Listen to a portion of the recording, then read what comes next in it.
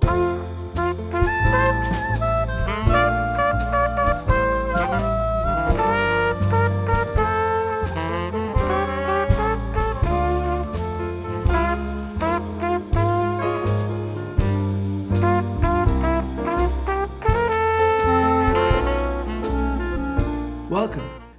to the 40th in a series of shows focused on Brookline as an age-friendly community.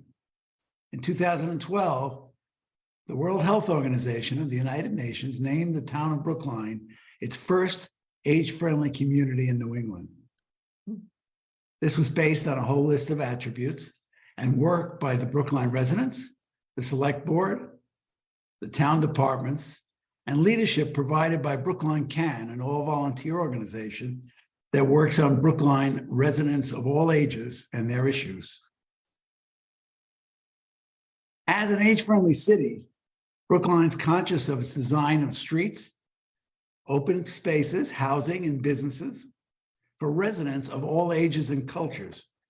Today's guest is an expert in the field of human-centered design, Valerie Fletcher. Valerie Fletcher is the executive director of the Institute for Human-Centered Design since 1998. Its mission is role of design in social equity across the spectrum of ability, age, and culture. She writes, lectures, and works internationally, travels a lot, and she's oversees the IHCD consultation, design, and education services. She's also current research is now focused on data to inform the design for brain-based conditions and low-income communities. She has a master's in ethics and public policy from Harvard. She's on the board of the International Association for Universal Design. She's a trustee of the Boston Architectural College. And she was named in 2022 as the Inclusive Design Champion for IHCD. Welcome, Valerie. Thank you, Matt. I'm delighted to be here. I have so many good friends in Brookline and have had the pleasure of working there, and I love to be in Brookline. So I've always taken pleasure in any opportunity to work with Brookline. So I'm gonna start off with just a few slides. Forgive me. We use these things habitually, but sometimes it gives us 2 bites of information, what you hear and what you see. So I'm going to give you just a few bites to solidify some ideas. So bear with me 1 second. Confirm with me that you can see this, Matt. And I can. All right, hooray. And I want to start with a quote from a terrific guy, Mark Harrison. Mark was a designer and a professor at RISD. And I just love this simple line. Mark knew something about difference of ability. He had a period as a young man in college, I believe, after an accident when he had to relearn how to do everything, and he recovered fully. But later in his life, after a career of considerable success, he was diagnosed with Lou Gehrig's disease and knew again where design can make a difference as our lives and our abilities change. But design for your lifetime, not your prime time. I think I should make T-shirts that say that, because it is something that is too seldom understood by the people who design our world. Oh boy, yeah. So I think beanies, maybe baseball hats, something, but just a reminder, like, our prime time is brief. Our lifetimes can be quite long. And Matt, thank you for introducing us. But it's a perfect description, by the way, of a lot of the issues. It really is. Yeah. If you can't even imagine being more than 40, you're in trouble. So we've been around for 45 years, and we relocated last year to the SOAR and Design District in the South End. And it's working out very well for us. We really love it. We used to be downtown, but this is a good place now. And we welcome people to come and visit us there. I want to share with you the 2 things that are the things that get me out of bed every morning. It's partly that I believe design is powerful. It profoundly influences all of us, whether we notice it or not. And it is about the power design has to give us a sense of confidence, comfort, and control. And when the design fails, you know that these things get shaky. When they succeed, we don't usually give credit to the environment. We think it's ourselves. But this is just an important point. The other thing is, and maybe we need a t-shirt for this too, design matters most at the edges of the spectrum. If it works there, it works better for everyone. We're not taking anything away from people who are fully able 5 days a week. And a couple of days they're either worn out or have a sports injury or something. Aging is inevitably part of this. So number of Americans 65 and older, we are so resistant to acknowledging the role of aging in our society. I mean, we're worse than any nation on earth in my experience because of our attitudes about aging. And 40% of people 65 and over have a disability. And this is not, that people would readily raise their hand and say, I have a disability. I mean, I think we all know our functional abilities shift over time, and that's physical and sensory and brain-based. We're different as we get older, and it continues to change. But it doesn't mean that we are without ability. And it doesn't mean that you have to adopt an identity as a person with a disability. But let's be real about this ordinary phenomenon. And that's all that we're really asking for. We also are asking a little more than that because we want people to remember, and you spend a lot of time with 20 or 25-year-olds, especially designers, and sort of from 60 to dead is the same in their minds. And we have to educate them that that is actually really inappropriate. So we need to be thinking about kind of 65 to 74 and 74 to 84 and 85 plus. And individual stories are always unique. And we can't accord anybody that they're going to fit into this mold based on their literal age. Right. And I do want to give you a little reminder about how diverse this is, because the standards focus on people who use wheelchairs. People have a habit of thought that if I don't use a wheelchair, I'm not there yet. Wheelchairs are not a big story in terms of disability in America. And if you look at our state of Massachusetts, primary reason for disability is actually brain-based. They use cognition here, but it's serious difficulty concentrating, remembering, or making decisions. That could be a mental health condition. That could be neurodiversity. That could be some level of dementia. It could be a brain injury. It could be Parkinson's that has some cognitive implications. We have to be thinking about, this is the new reality. And I think you have a new reality of phone attachment, or? Yes, we need that for sure. There is no end to opportunities for us to try to simplify, so our brains don't have to be fully engaged in everything we do. And on the mobility side, I just want to draw attention to the fact that we forget that mobility is about anybody with trouble walking or climbing stairs, as well as people who use wheeled mobility. We've seen a complete ignorance of what it takes to create a town or a society that anticipates that a whole lot of people have bad backs, bad hips, bad knees, or bad feet and don't use a wheelchair. And there are design things that we can do.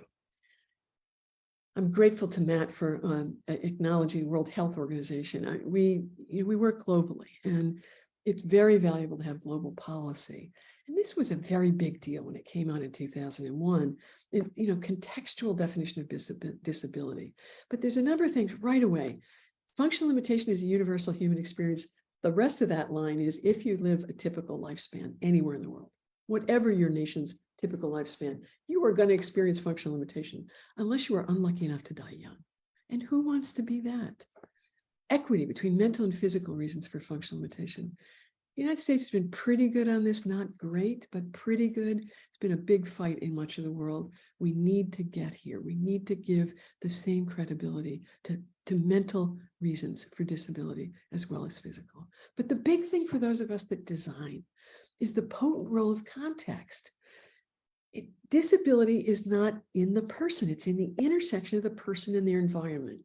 That it is no big deal to have a functional limitation if your physical information communication and the attitude you live with or around you minimizes it. We have that opportunity. Context either disables or facilitates independence, experience, equity, and participation. they called for what was called then universal design. We have now chosen in the last 7 or 8 years to really prefer a term of inclusive design as more meaningful to more people. And this Yeah, I found it fascinating actually, because so years ago it was that's really raises the consciousness. I must admit. well, and universal design sounds like something that's kind of in keeping with the Holy Grail. This is not the Holy Grail. This is about a way of thinking about how do we make the world work for the diversity that is simply ordinary. And there's 7 principles. We were part of a group of 5 organizations that did this just a few months before I took on the organization from the founder, a former resident of Brookline, I might add, Elaine Ostrov. And the 7 principles are, really ordinary principles of good design: equitable, flexible, simple, and intuitive. Note number 5, tolerance for error. My God, I wish people would build that in. So seldom do they. So that's all I wanted to share with you, is to just give you a little sense of where we start from. Yeah,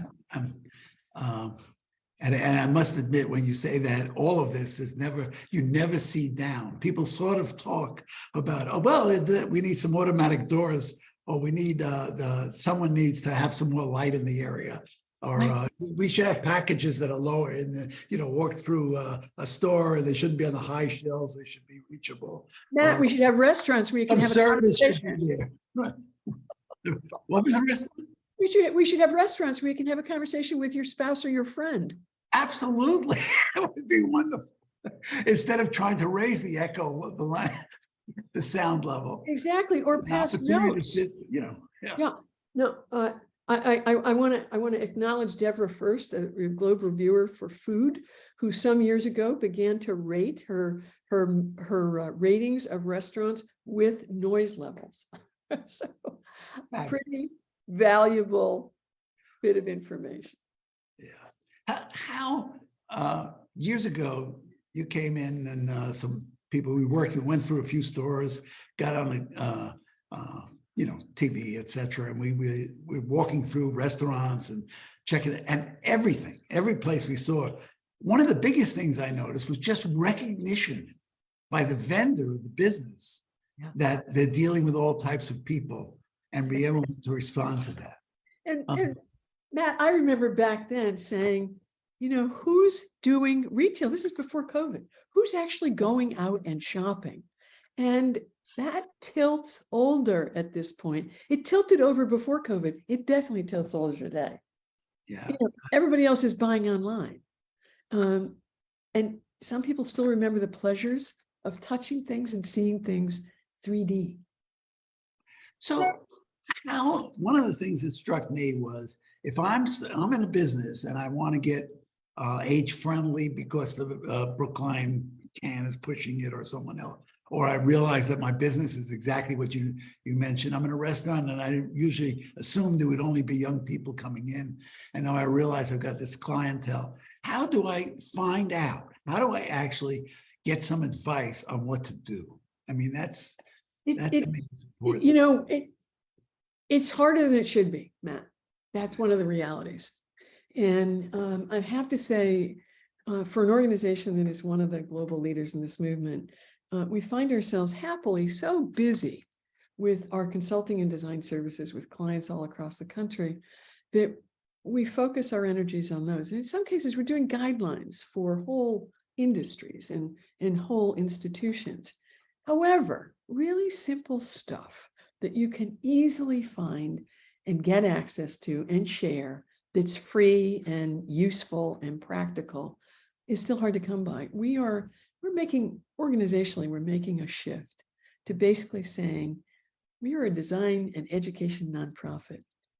We gotta revitalize our educational role, because there's no place else to go for some of these things. And because we look at all kinds of environments, from retail to restaurant to healthcare and museums and transportation and public realm and public buildings and travel, all of that, we do consulting and design services, but we don't, the simple kind of cheat sheet, the simple guidance is not there. And the other thing that we need to do is really train designers that, you know, I can laugh about design for your prime time, design for your lifetime, not your prime time. Yeah, right, right. But designers are not being taught that.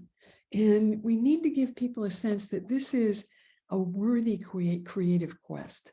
We don't have all the answers. We've got some of the answers, but that every major project introduces a wealth of opportunity to raise the bar, to minimize those limitations and make everybody feel fully present and able to participate, be the people they are all of their lives. Who wouldn't want to do that is what I don't understand, Matt. Well, I'm guessing that it's not that they don't want to, it doesn't cross, they don't realize that there's a step to be taken in any project. And, You know, and it There's is this that, one step that's being just missed because people, whatever you're doing, shouldn't it be available? And it's not. To us, it's age from an older point of view, but almost anything that we have done, for instance, in Brookline, was at least as valuable to young people and to workers, you know. some of the best converts are, I mean, the mayor of London at one point was an older guy who had his third wife and had twins.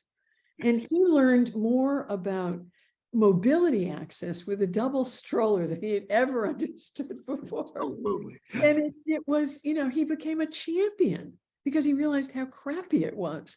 But I think it is, you're absolutely right that step of anticipating the ordinariness of difference in ability. So you just brought up something, the strollers. There's an activity in Brookline, micromobility. And it's very good. It's to enable people in scooters, in bicycles, in various methods of transportation that are fast, that can't be near a car easily without getting hurt. There's a good chance. So you want to do something about that. The other thing is, if I'm walking with a stroller, I really don't want a bicycle running past me and saying, go on your left and you're on the right, etc. And you've got a stroller with two kids in it, Absolutely. Or you may have no idea that you're yelling on the left and that person has significant hearing loss. Absolutely. That's very common. And by the way, that's not an age thing either today. Hearing losses are at relatively all ages.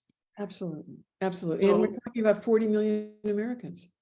So we're right at a point in Brookline where they're looking at new rules and laws and regulations for micromobility. And that's the kind of thing I look at, I say, well, the opportunity, this is the perfect opportunity. And Matt, you may have seen the story out of Paris this weekend. Did you see it? No. Oh, Paris has banned scooters. They did. I did see that. Yeah, You're right. I did see. Public vote. 89% decided no scooters, electric scooters. Yeah, right. However, I think that's probably short-sighted. I mean, there was a step in between that basically said, let's create some policies that don't let them on the sidewalk. That's all. But It means when you design, everything you do on a street considers the fact that there's a car, there's pedestrians of all types, and there's micro mobility of all types. Whether it's a bike or an electric. And you can see it where it's done. I mean, I've seen places, streets where it's clearly no problem, right? I've seen a couple of Watertown and Cambridge, And think about that. 10 times more people have trouble walking than use wheeled mobility. Those people are in many cases people who are going to love a scooter with a seat on it. Right. Oh yeah, absolutely. And we're finding that a fair number of people who could never manage a bicycle because of balance issues or whatever can do an electric bike and love it. I'd like to see electric bikes as part of the inventory in our racks on the street for people who are just borrowing a bike, because they're hard to carry, they're very heavy. But we don't want to eliminate people who have finally found some way to get around that they can love. Absolutely. So it's inclusive, not just specific to a group or a person. Absolutely. Take the special out of it and don't punish everybody because there's some scofflaws who are racing around and running in and out of traffic and ignoring pedestrians on the sidewalk. So just to make sure we cover another area, the pandemic resulted in a lot of outdoor restaurants, a lot of seating spaces outdoors. Yeah. Which in Brookline, they did it a couple of places, and every place I saw it was wonderful. You could walk along and suddenly have a place you could sit down, you bought a coffee a block back, but now you're tired and you've got to sit for a bit, and there's a table and someone comes over, hi, and you see someone, oh, I didn't see you until I haven't seen you lately. Right, and right. Sit down. The communal aspects, the sense of design that allows people to communicate and to gather in small groups, and that seems to me, is that now included too? Absolutely. And one of the things that we've been, we've been asked to advise some folks on this, and there's some good precedents. And then there's some people who haven't paid much attention, because there is a way that it can encroach on any way to get across the sidewalk, and that's not okay. Those strollers, people in chairs, people who you really cannot, navigate easily without, enough space to move by. So that's really important. And you don't want people to have to go down a curb to get to the outdoor dining. So you've got to be thinking about that. And I think, we've got to get past the fooling around with the QR code to read your menu, because that's been torture for a lot of people. Oh my God. At least have a way and for I'm high tech, picture all those other people. Yeah. But I think you make a terrific point, Matt. They became places of community building, where people felt like they were part of something and felt great about it, and they felt safe at the same time. And mind you, you can usually hear out of doors. That's true. No one goes back and forth off the wall and the ceiling. Absolutely. So I'm a big fan. I was just in Los Angeles, and I was in an area actually that in Venice, California, just outside of LA, that had enormous amounts of outdoor dining, and they've removed most of it, to the great chagrin of the residents, because people felt like it had added a quality of community that's now been ripped away. Yeah. Yeah. And I'm sure what it takes is thought and design and Always takes thought. rather than just throw something out. Yeah. And just, the first question that people really need to ask is, if I do it this way, who's left out? Just, Right. Just a simple question of who's left out if I do this. And to recognize that diversity is one of the things we're trying to figure out how to do better. This is about celebrating that we are richer the more diverse we are. And that's age, ability, culture, race, gender, religion. It's the whole shebang. Absolutely. And to think about the role of design in making that work. The single user restroom, where you can assist a spouse, where you can take a grandchild, where you can change, an adult who needs to be changed if you're going to spend the day outside. Absolutely. Right. Where do you find those? Those are the kind of things that those are small things that can change the life of a community, where people feel welcome. They feel like they belong there because somebody thought about them. No, I don't consider them small, but And that's small. No, but no. it's that sounds very powerful to me. It's I have the one problem when I Google things, and I may have missed this, so it's not, if I want to know about, I use the word design because it's what I would use, but even planning, that kind of thing. I'm doing something, and I want to hear the things you were just describing. Where is the best place to go?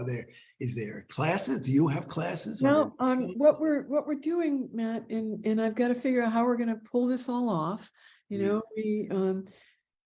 We are opening a media studio that will greatly amplify the number of webcasts we do, increase the podcasts, do more interviews, and produce more materials readily available online that are fully accessible materials on everything, We want to tell stories. We want to do case studies. In many cases, it's the case study that gets a designer to think differently.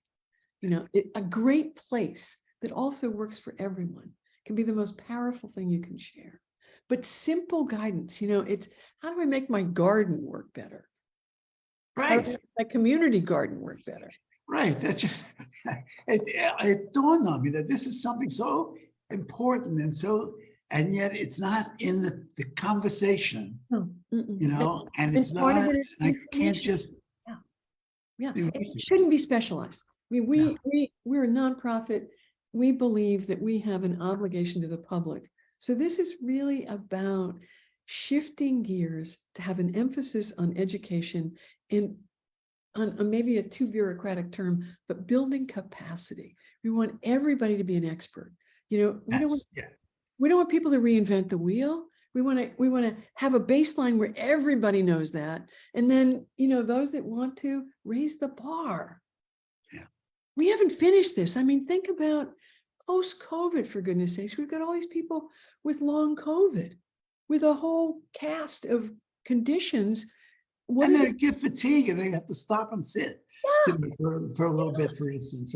One of the things we accomplished in Brookline Campus, just at the beginning, was getting benches added.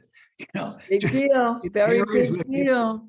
Yeah, I mean, but it is a big deal. It really is, because when you need them, I mean, there's really, it makes the quality of life, changes the quality of life and of the community, not just of the individual. It is You don't have a place to sit and you can't make it 100 feet. Right. Without perching somewhere. You don't go out. Right.